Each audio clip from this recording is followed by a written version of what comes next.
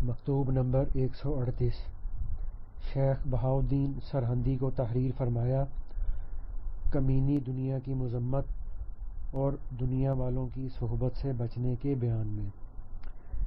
میرے سعادت مند فرزند، آپ اس کمینی مبغوضہ ناپسندیدہ دنیا سے خوش نہ ہوں اور اللہ سبحانہ و تعالیٰ کی مقدس بارگاہ میں ہمیشہ متوجہ رہنے کے سرمایہ کو ہاتھ سے جانے نہ دیں۔ فکر کرنی چاہیے کہ آدمی کیا بیچ رہا ہے اور کیا خرید رہا ہے۔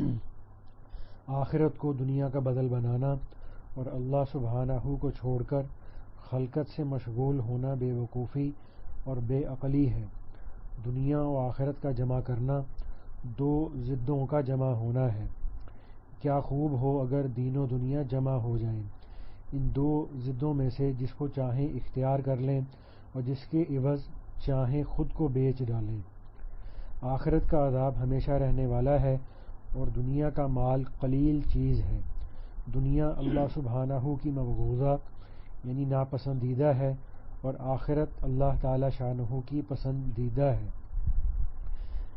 تو جتنا چاہتا ہے جی لے، بالآخر تجھے مرنا ہے۔ جس کو چاہتا ہے اسے لازم پکڑ، بالآخر اس سے جدا ہونا ہے۔ آخر بیوی بچوں کو چھوڑنا پڑے گا اور ان کی تدبیر کو اللہ سبحانہ کے سپرد کرنا چاہیے، اور آج خود کو مردہ خیال کرنا چاہیے اور ان کے اہم کاموں کو اللہ تعالیٰ کے حوالے کر دینا چاہیے۔ یعنی اے مومنو، تمہاری عورتوں اور اولاد میں سے بعض تمہارے دشمن بھی ہیں، سو ان سے بچتے رہو۔ یہ قطعی نص ہے جو آپ نے بارہا سنی ہوگی۔ یہ خواب خرگوش کب تک رہے گی؟ آخر آنکھ کھولنی چاہیے۔ اہل دنیا کی صحبت اور اس کے ساتھ ملنا جلنا زہر قاتل ہے۔ اس زہر کا مارا ہوا ہمیشہ کی موت میں گرفتار ہے۔ پھر مبالغہ اور تاکید کے ساتھ کی گئی تصریح کا کیا بنے گا؟ بادشاہوں کا مرغن کھانا قلبی امراض میں اضافہ کی کوشش کرتا ہے، تو پھر فلاح اور نجات کہاں ہوگی؟ بچو بچو بچو، یعنی حق بات کہنے کا جو حق ہے میں تجھ سے کہتا ہوں، خواہ تو میری بات سے نصیحت پکڑے یا رنجیدہ ہو۔ ان اہل دنیا کی صحبت سے یوں بھاگو جیسے شیر سے بھاگتے ہو، کیونکہ شیر تو صرف دنیاوی موت کا موجب بنتا ہے اور وہ آخرت میں فائدہ دے جاتی ہے۔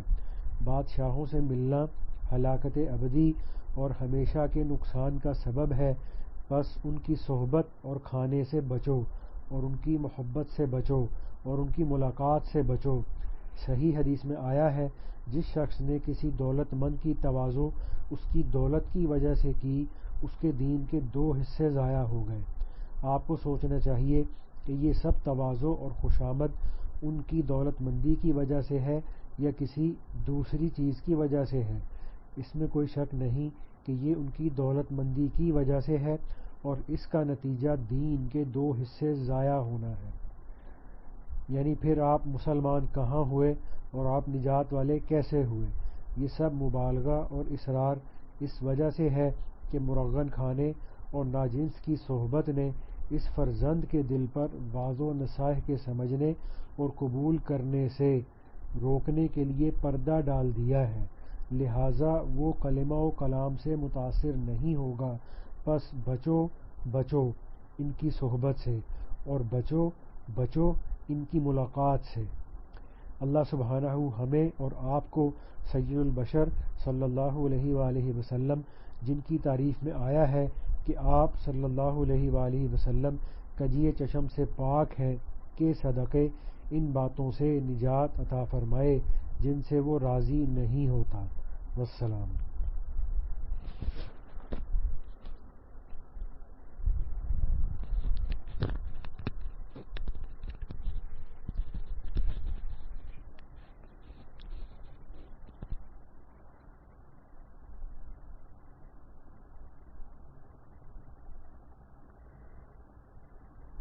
بسم اللہ الرحمن الرحیم، الحمد للہ رب العالمین والعاقبۃ للمتقین، والصلاة والسلام على سيد الأنبياء والمرسلين وآله وأصحابه أجمعين. أما بعد، فأعوذ بالله من الشيطان الرجيم. بسم الله الرحمن الرحيم. إنما أموالكم وأولادكم فتنة والله عنده أجر عظيم. وقال: واصبر نفسك مع الذين يدعون ربهم بالغداة والعشي يريدون وجهه ولا تعد عيناك عنهم تريد زينة الحياة الدنيا ولا تطع من أغفلنا قلبه عن ذكرنا واتبع هواه وكان أمره فرطا. وقال النبي صلى الله عليه وسلم: لا يؤمن أحدكم حتى يكون هواه تبعا لما جئت به أو كما قال عليه السلام. صدق الله مولانا العظيم وصدق رسوله النبي الكريم ونحن على ذلك لمن الشاهدين والشاكرين والحمد لله رب العالمين. اللہ جل شانہ کا شکر اور احسان سمجھنا چاہیے کہ اللہ تعالیٰ نے ایمان کی دولت کے ساتھ ساتھ دین کی سمجھ نصیب فرمائی اور ساتھ ساتھ اپنی یاد کی توفیق عطا فرمائی. یہ اللہ کا بہت بڑا انعام اور احسان ہے.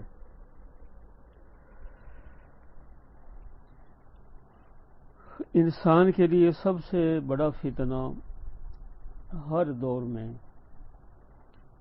مال اور جہ رہا ہے. جہ سے بھی بڑا فتنہ مال ہے،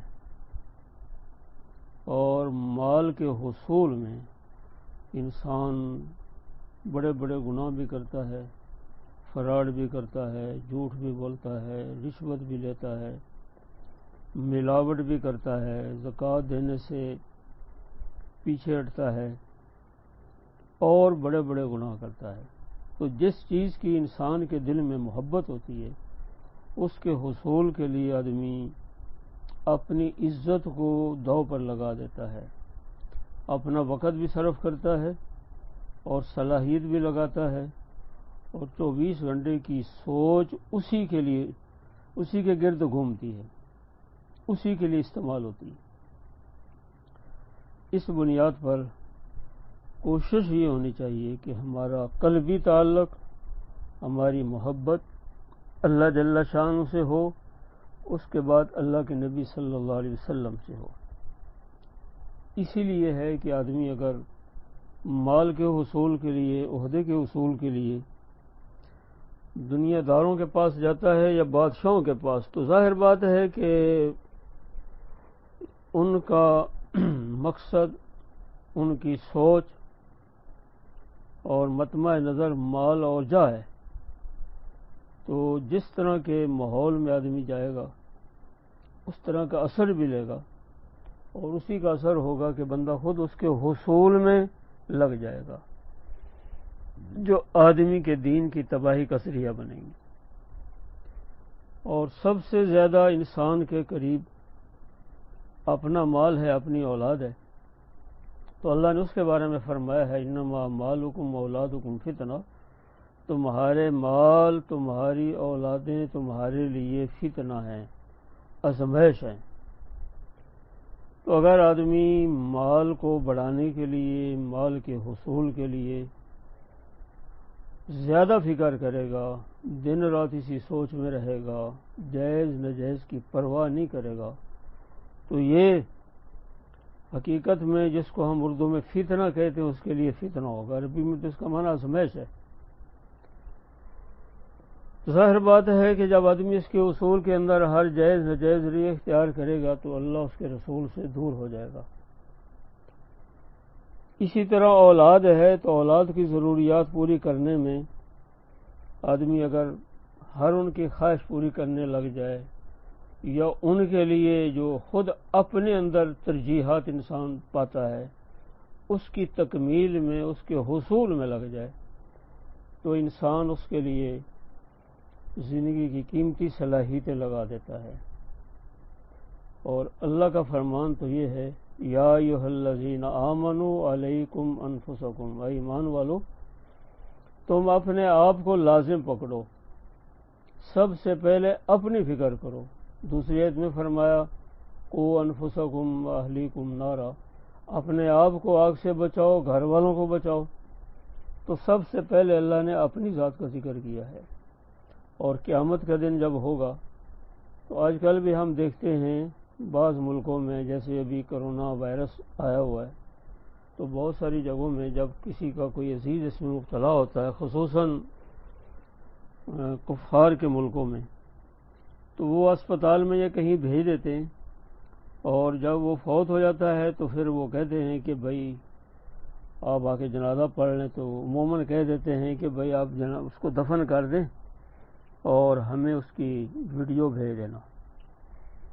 یہ تو چلو ابھی کا ہے، اس سے پہلے ایسے بہت سارے واقعات آئے ہیں کہ بہت سارے غیر ملکوں میں انسان جاتے ہیں، بہت سارے لوگ جاتے ہیں اور وہاں اپنے کام میں ایسے مشغول ہوتے ہیں کہ اگر باپ زیادہ معمر ہو گیا ہے، بیمار ہو گیا ہے، تو اس کو اسپتال میں داخل کرا دیتے ہیں، یا وہاں ادارے بنے ہوتے ہیں وہاں بھیج دیتے ہیں۔ جب فوت ہو جاتے ہیں تو جنازہ بھی نہیں پڑھ پاتے اور کہتے ہیں کہ ہمیں اطلاع کر دینا۔ تو بہرحال یہ دنیا میں انتہائی درجے کی انہماک اور انتہائی درجے کی مشغولیت اور محبت کی نشانی ہے۔ ماں باپ سے بڑی کوئی دولت نہیں ہے۔ تو اللہ نے یہ بات فرمائی ہے لا تلہکم اموالکم ولا اولادکم عن ذکر اللہ، تمہارے مال، تمہاری اولادیں اللہ کی یاد سے تمہیں غفلت میں نہ ڈال دیں۔ انسان جب غفلت میں پڑ جاتا ہے تو پھر ہلاک ہو جاتا ہے۔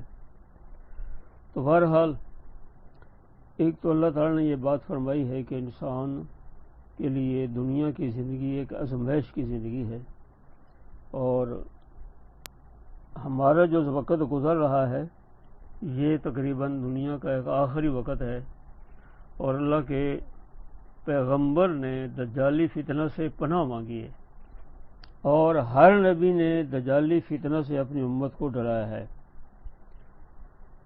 تو آپ صلی اللہ علیہ وسلم کا یہ فرمان تھا کہ بھئی اپنے آپ کو دجالی فتنہ سے بچانا، اور یقیناً میں آخری نبی ہوں تو وہ میری امت پر یہ فتنہ آئے گا، اور یہ سب سے خطرناک فتنہ ہے۔ تو موجودہ دور میں جو حالات ہیں، انسان بے بس ہیں، اپنے گھروں میں ہیں، اور جس درجے کا ایمان ہے اسی درجہ میں پریشان ہے۔ جو آدمی جتنا پکا مومن ہے اتنا مطمئن ہے، جو جتنا کمزور ہے اتنا پریشان ہے۔ تو جیسے اس فتنے میں آدمی پریشان ہے، ابھی یہ تو چھوٹا سا فتنہ ہے، اس کے بعد پتہ نہیں آگے کیا کیا فتنے آنے والے ہیں۔ اور یہ زندگی ایک آزمائش ہے، ایک امتحان ہے، اس میں مصائب تکالیف آتی ہیں، نبیوں پر بھی آئی ہیں، سب پر آتی ہیں۔ تو آدمی ہر آزمائش میں، ہر تکلیف میں، ہر مشکل میں اللہ کو پکارے، اور سب سے بڑی اس چیز کی تمنا ہو، کوشش ہو کہ اللہ راضی رہے، اللہ کا نبی راضی رہے۔ غیروں کی کوشش یہ ہے، دجالی فتنہ میں ظاہر ہے کہ وہ اکیلا تو نہیں ہوگا، اس سے پہلے یہود ہیں جو اس کا لشکر ہے، وہ ہے بھی یہود میں سے، وہ پوری کوشش کر کے ایک فضا بنا کے، ایک میدان بنا کے، ایسے اسباب بنا کے اس امت کو بہت سارے فتنوں میں مبتلا کریں گے، اور آخری وقت میں پھر دجال آئے گا۔ ان کا خاتمہ جب قریب ہوگا تو پھر وہ آئے گا، اور حقیقت میں اس امت کے لیے بہت بڑی آزمائش اور امتحان ہے۔ تو ابھی تو چھوٹا سا فتنہ ہے، اس فتنہ میں پوری دنیا بند ہو گئی ہے، اور اخیر زمانے میں جیسے آتا ہے کہ اللہ تعالیٰ ان کے تصرف میں کچھ چیزیں دے دیں گے، یعنی اللہ تعالیٰ ایسے اسباب پیدا کرنے کی ان کو ایک صلاحیت دے دیں گے، ان اسباب کو پیدا کر کے دنیا کی بعض چیزوں پر اثر انداز ہوں گے، جس میں بارش ہے، اسی طرح موسم ہے، اسی طرح سورج کی حرکت ہے. ایک وقت آئے گا کہ سورج کو ایسا روکیں گے جب دجال آئے گا کہ ایک دن 1 سال کا ہوگا. لوگ پریشان ہوں گے. زمین کی جب حرکت رک جائے گی تو سورج اسی طرح ہی چل رہا ہوگا، لیکن اس حرکت کی وجہ سے بہت بڑا دن لگے گا تو آدمی پریشان ہوگا. ایسے دور میں آدمی کو اللہ کی یاد، اللہ کا ذکر بچائے گا. اس لیے حدیث پاک میں آتا ہے کہ جب ایسا وقت ہوگا تو انسان کھانے پینے سے بے نیاز ہو جائے گا. صحابہ نے پوچھا کہ اس کے لیے کھانے پینے کا بندوبست؟ فرمایا اللہ کا ذکر اس کو کھانے پینے کا کام دے گا. اور آپ صلی اللہ علیہ وسلم کے بارے میں جیسے حدیث پاک میں آتا ہے کہ آپ صوم وصال رکھتے تھے، مسلسل روزے. تو صحابہ پوچھتے تھے حضرت ہمیں اجازت ہے؟ تو فرمایا نہیں. اور آپ فرماتے تھے یطعمنی ربی ویسقینی، میرا رب مجھے کھلاتا بھی ہے پلاتا بھی ہے. تو بعض محدثین نے اس کے بارے میں لکھا ہے کہ جو آپ ذکر اللہ عبادات کرتے تھے وہی کھانے پینے کا کام دیتی تھی.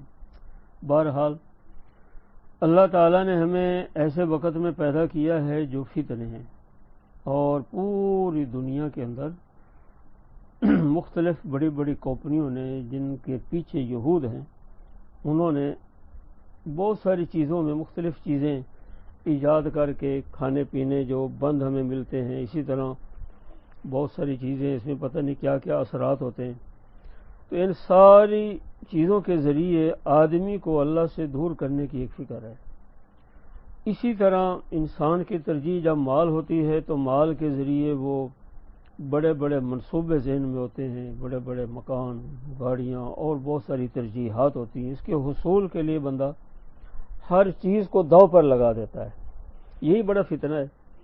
تو آج کل چونکہ پوری دنیا آدمی کے سامنے ہوتی ہے تو اس میں مصروفیت اور ہر وقت اس کا دیکھنا موبائل میں کیا کیا چیزیں ہیں، یہ بھی اللہ سے دوری کا ذریعہ ہے. جیسے آتا ہے نا کہ آپ بادشاہوں کے قریب نہ جائیں. مجدد صاحب کے خط میں یہی تھا کہ جو بادشاہ کے پاس گیا اس کا دین اور عزت داؤ پر لگ گئی.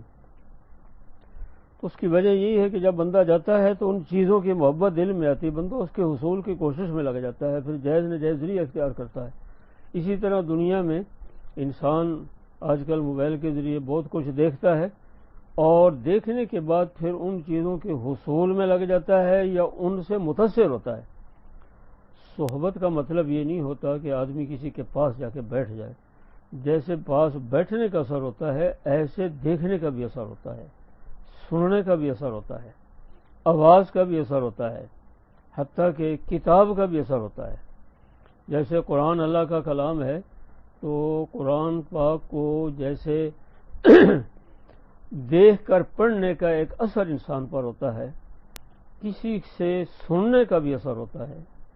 کہیں بھی پڑھا جائے حتیٰ کہ پڑھنے سے غیر مسلم بھی متاثر ہوتے ہیں. یہ اللہ کے کلام کا ایک اثر ہے، اللہ کے نبی صلی اللہ علیہ وسلم کی احادیث کا ایک اثر ہے، ایسے اچھے کلام کا اثر ہے. تو جو آدمی جتنا متقی ہوتا ہے اس کی کوئی بھی عبارت ہے، قرآن حدیث نہیں ہے، پھر بھی اس عبارت کا اثر ہوتا ہے. یہ اصل میں اللہ کے تعلق کی وجہ سے یہ تاثیر ہوتی ہے.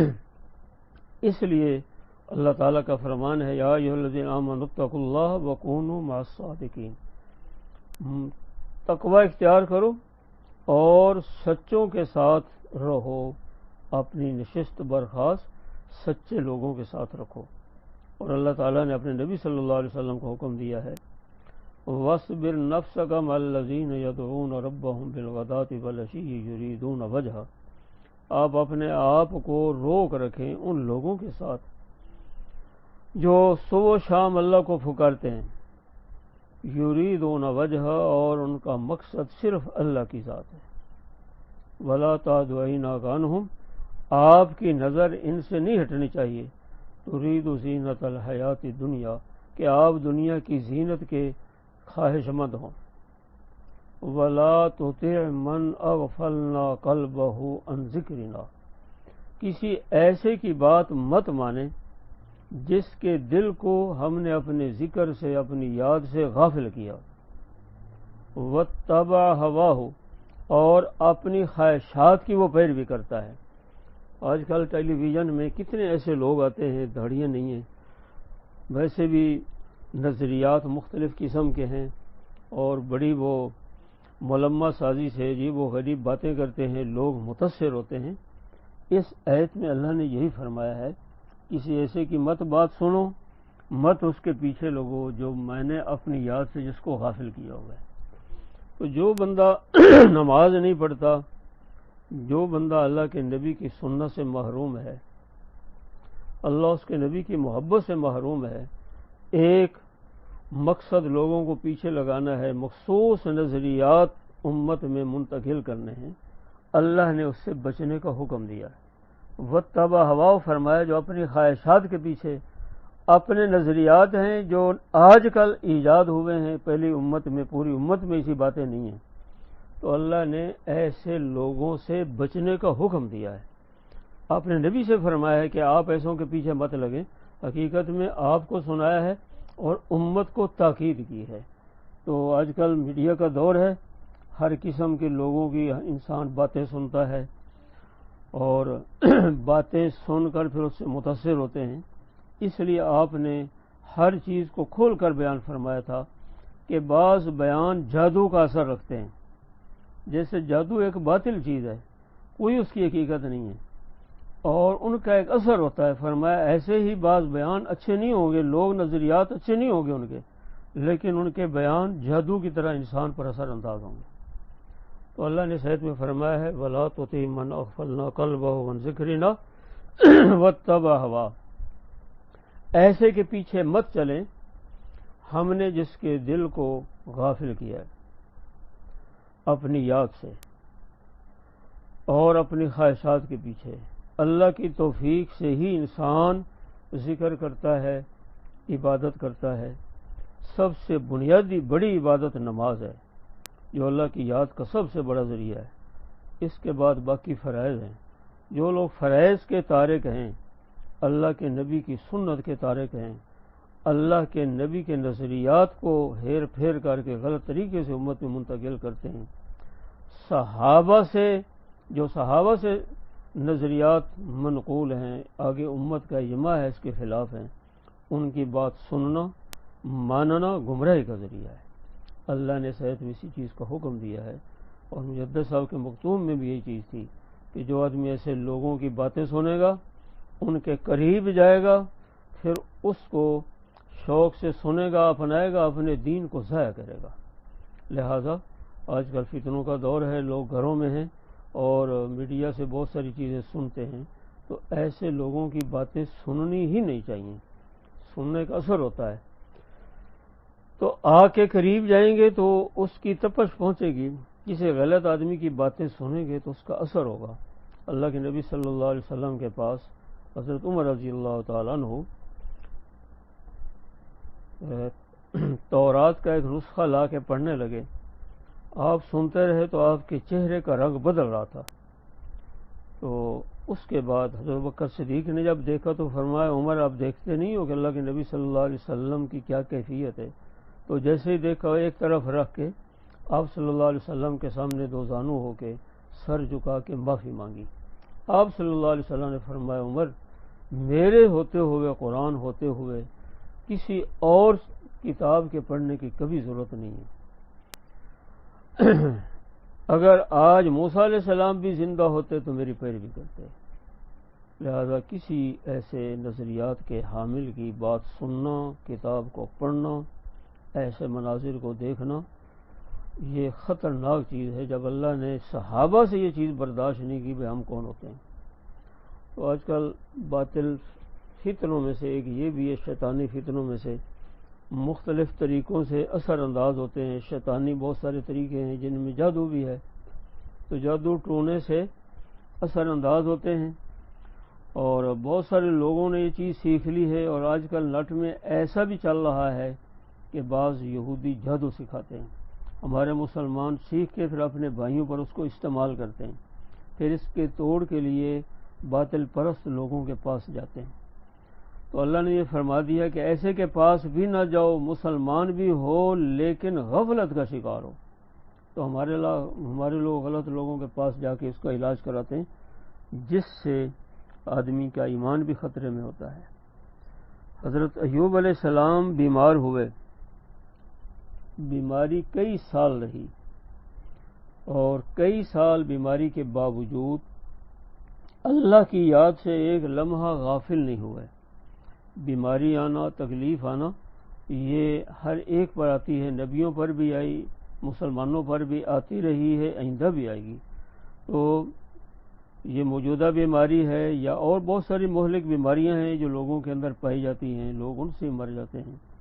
تو اس سے آدمی اپنے وقت سے پہلے نہیں مرتا، ہر آدمی اپنے وقت میں جاتا ہے۔ تو ایسے موقع پر ہمیشہ رجوع اللہ کی طرف ہوتا ہے۔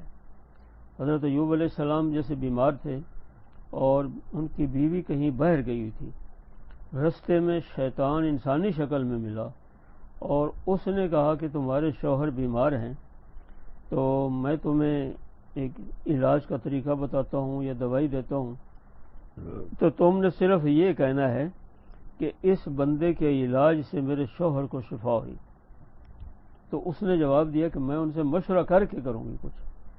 تو جب جا کے بتایا تو ان کو پتہ چل گیا شیطان تھا، تو انہوں نے فوراً دعا کی کہ شیطان کو موقع مل گیا ہے کہ میرے گھر میں رخنہ اندازی کر رہا ہے اور بھٹکانے کی کوشش کر رہا ہے۔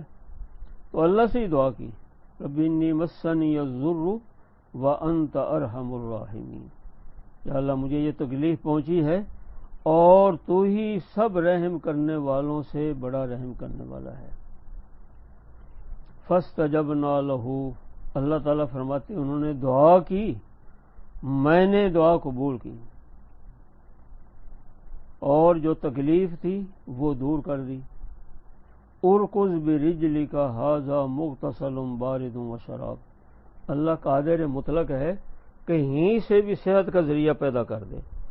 تو جہاں حضرت ایوب علیہ السلام تھے، اللہ نے فرمایا کہ آپ اپنی ایڑی کو زمین پر ماریں، وہاں سے اللہ نے پانی نکال دیا، فرمایا پیو، اندر کی بیماری دور ہوگی، غسل کرو، جسمانی بیماری دور ہوگی۔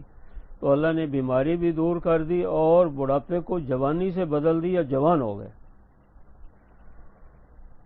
فاستجبنا لہ فکشفنا ما بہ من ضر، جو تکلیف تھی دور کر دی۔ تو اللہ تعالیٰ نے، بیوی جب آئی تو دیکھنے لگی کہ میرے شوہر یہاں بیمار پڑے تھے، ہیں نہیں، وہ بیٹھے تھے۔ تو وہ جوان تھے، تو اس نے پوچھا تو کہا بھائی ایوب میں ہی ہوں، اللہ تعالیٰ نے مجھے صحت بھی دے دی ہے اور جوانی دے دی ہے۔ اللہ تعالیٰ نے بیوی کو بھی جوان کر دیا، دوبارہ اللہ نے اولاد دے دی جو پہلے فوت ہو گئی تھی، بلکہ اس سے دگنی دے دی، جو باغ وغیرہ پہلے ختم ہو گیا تھا اللہ نے وہ دے دیا۔ فاستجبنا لہ اہلہ ووهبنا له اہلہ ومثلهم معهم، ہم نے اہل و عیال بھی دے دی اور اس کی مثل اور بھی، یعنی دگنا کچھ دے دیا۔ تو اللہ تعالیٰ نے اس واقعے میں ہمیں یہ بات بتائی ہے کہ آدمی پر مشکل آتی ہے، نبیوں پر آئی ہے، بیماری بھی آتی ہے، لیکن آدمی کا رجوع اللہ کی طرف ہوتا ہے۔ لہذا ان کو تو صرف اتنا ہی کہا تھا کہ آپ کہنا کہ مجھے فلاں نے شفا دی، تو حضرت ایوب علیہ السلام کو بہت دکھ ہوا۔ تو بیماری آتی ہے، شفا اللہ دیتا ہے۔ وَإِذَا مَرِضْتُ فَهُوَ يَشْفِينِ، حضرت ابراہیم علیہ السلام نے فرمایا کہ جب بھی میں بیمار ہوتا ہوں تو مجھے اللہ شفا دیتا ہے۔ لہذا ایسے موقع پر متقی نیک لوگوں کے پاس انسان جائے، پکے مسلمان کے پاس جائے، اگر کوئی روحانی بھی تکلیف ہو اور جسمانی بھی کوئی تکلیف ہے، علاج کرنا ہو، تو اس میں بھی اللہ سے یہ دعا کرنی چاہیے کہ اللہ تعالیٰ ہماری یہ بیماری دور کر دے اور اس دوا میں اللہ شفا دے دے، شفا کا ذریعہ بنا دے۔ تو ایسے موقع پر انسان اللہ کی طرف رجوع کرے، اور خاص طور پر اس فتنوں کے زمانہ میں آدمی اللہ سے دعا کرے، روزانہ نماز کی پابندی ہو، اگر نمازوں میں انسان کمزور ہے تو نمازوں کی پابندی ہو، جو سب سے بڑا اللہ کے قریب ہونے کا ذریعہ ہے۔ جو بھی فرض انسان سے چھوٹتا رہا ہے، ایسے وقت میں آدمی ان کے ادا کرنے کی فکر کرے، جو پہلے چھوٹ چکا ہے اس کی قضائی کی فکر کرے، اور اللہ سے استقامت کی دعا کرے۔ اس کے ساتھ انسان قرآن کی تلاوت کا اہتمام کرے، ذکر کا اہتمام کرے، 2 ٹائم ذکر کی پابندی کرے اور اس کو زندگی کا حصہ بنا لے۔ بہت سارے لوگ مستقل ذکر کے عادی ہوتے ہیں، یہ اللہ کا بڑا انعام ہے۔ تو دجالی فتنے کے زمانہ میں یہ آتا ہے کہ کمزور ایمان والا بھی انسان ہوگا، اللہ اس کو بھی بچائیں گے جس کا اللہ کی طرف رجوع ہوگا۔ تو بھئی ان فتنوں کے زمانوں میں ہم سب موت سے ڈرتے ہیں، موت آنی ہے، مسئلہ یہ ہے کہ اللہ کے سامنے پیشی ہونی ہے، قبر کا زمانہ ہے، میدان حشر ہے، سوال و جواب ہے، یہ ہم نے دینا ہے۔ ہمارا اصل ٹھکانہ جنت ہے، مومن کا ٹھکانہ جنت ہے، کافر کا ٹھکانہ ہمیشہ کی جہنم ہے۔ قرآن پاک میں اللہ نے فرمایا ہے کہ بہت سارے ایسے مومن ہوں گے جن کا کفار کے ساتھ تعلق ہوگا، لیکن اللہ نے ایمان کی برکت سے جنت عطا فرمائی ہوگی، چاہے سزا بھگت کے آئے ہوں گے یا پہلے۔ وَنَادَى أَصْحَابُ النَّارِ أَصْحَابَ الْجَنَّةِ نَفِیضُوا عَلَیْنَا مِنَ الْمَاءِ، جہنمی لوگ جنتیوں کو پکاریں گے کہ ہمیں پانی دو دو۔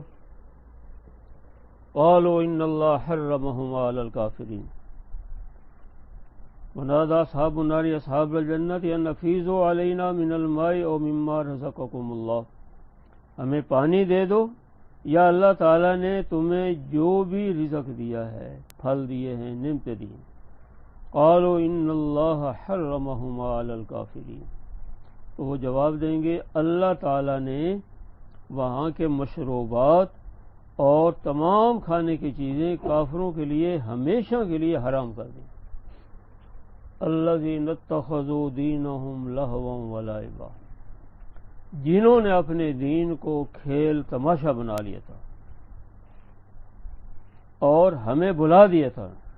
وغرتہم الحیات الدنیا، اور دنیا کی زندگی نے ان کو دھوکہ میں ڈال دیا تھا۔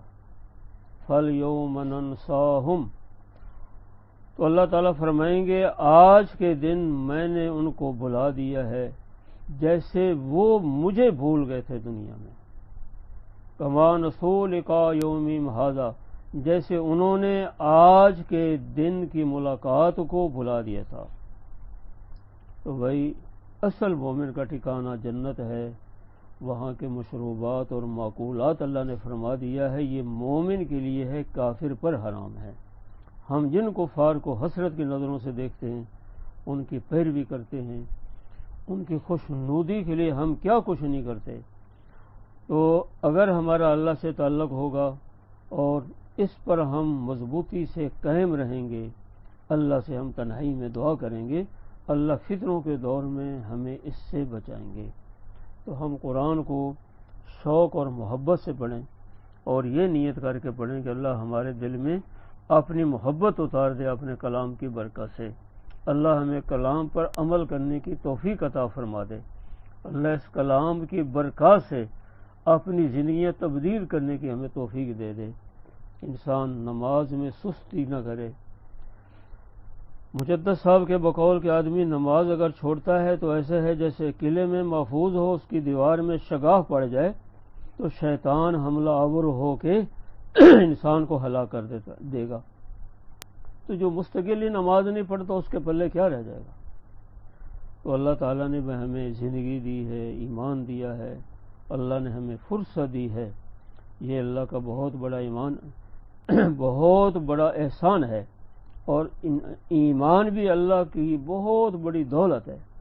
اس لیے اللہ تعالیٰ نے یہ بات فرمائی ہے وَأَنفِقُوا مِمَّا رَزَقْنَاكُمْ، خرچ کر لو جو کچھ ہم نے تمہیں دیا ہے، مال بھی خرچ کر لو، وقت کو لگا لو، صلاحیت کو لگا لو، من قبل ان یاتی احدکم الموت، پہلے اس سے کہ موت آئے، فیقول رب لولا اخرتنی الی اجل قریب، پھر انسان کہے اے میرے رب اور تھوڑی سی مہلت کیوں نہیں دی، فاصدق واکن من الصالحین، میں مال تیری راہ میں صدقہ کر لیتا اور نیک لوگوں میں ہوتا، یا اپنا وقت اپنی صلاحیت تیری عبادت میں لگا لیتا، مال استعمال کر لیتا، میں بھی صلحاء میں ہو جاتا۔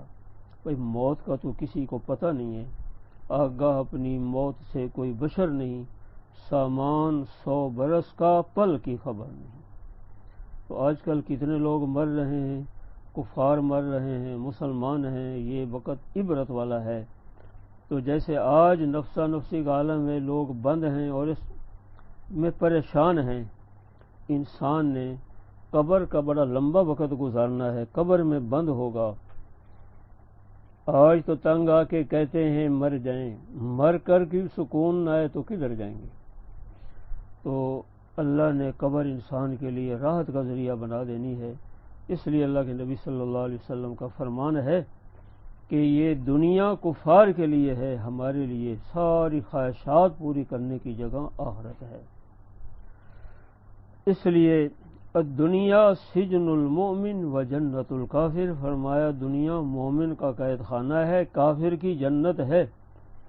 تو قید خانہ میں قیدی من مانی من چاہی زندگی نہیں گزارتا، کافر جنت میں من چاہی من مانی انسان زندگی گزارے گا، اور کافر کی آزادی والی زندگی جو چاہتا ہے کرتا ہے۔ یہ دنیا کی زندگی اس کی ایسی ہے کہ اس کا اللہ پر ایمان نہیں ہے تو کسی ضابطے کا پابند نہیں ہے، مسلمان ضابطوں کا پابند ہے۔ لہذا ہم اپنی زندگی کو شرعی اصولوں کے مطابق ضوابط کی پابندی کے ساتھ چلنے کی کوشش کریں، زندگی کو اس پر لانے کی ہم فکر کریں، اور نماز کی پابندی کریں، سارے فرائض کی ادائیگی کی پابندی کریں، روزی میں اگر کوئی حرام ذریعہ ہے تو اس کو چھوڑنے کی فکر کریں، رزق کو حلال بنائیں تاکہ ہماری حلال روزی ہوگی تو اس کی برکت سے اعمال کی اللہ توفیق عطا فرمائیں گے، اور اعمال کی برکت سے ہی سکون ملے گا۔ الا بذکر اللہ تطمئن القلوب، سن لو کان کھول کے کہ اللہ کی یاد سے ہی دلوں کو سکون ملتا ہے۔ تو ہم ذکر کی پابندی کریں گے، قرآن کی تلاوت کریں گے، دعا کا اہتمام کریں گے، سحری میں اٹھ کے نوافل پڑھ کے اللہ کے سامنے ہاتھ پھیلائیں گے، اللہ تعالیٰ کبھی ان ہاتھوں کو خالی واپس نہیں لوٹائیں گے۔ تو اللہ تعالیٰ سے ہم دعا کریں کہ اللہ تعالیٰ ہمیں اپنی یاد کی مستقل توفیق